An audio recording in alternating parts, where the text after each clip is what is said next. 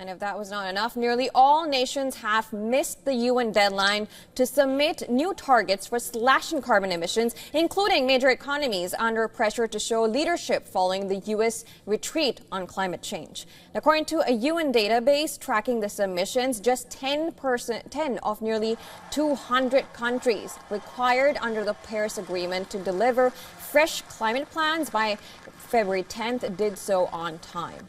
And under the climate accord, each country is supposed to provide a steeper headline figure for cutting heat-trapping emissions by 2035 and a detailed blueprint for how to achieve this.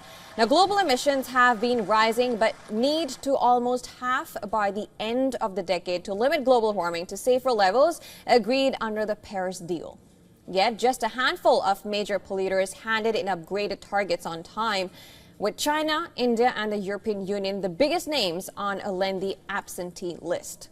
Now, most G20 economies were missing in action, with the United States, Britain, and Brazil.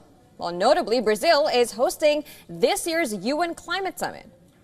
Now, there is no penalty for submitting late targets, formerly titled nationally determined contributions. They are not legally binding, but act as an accountability measure to ensure countries are taking climate change seriously and doing their fair share towards achieving the Paris goals. However, sluggish response will not ease fears of possible backslide on climate action. Now, as Tracy Curdy from Greenpeace International says, the worsening climate crisis will not wait or pause its disastrous impact as nations delay their action plans.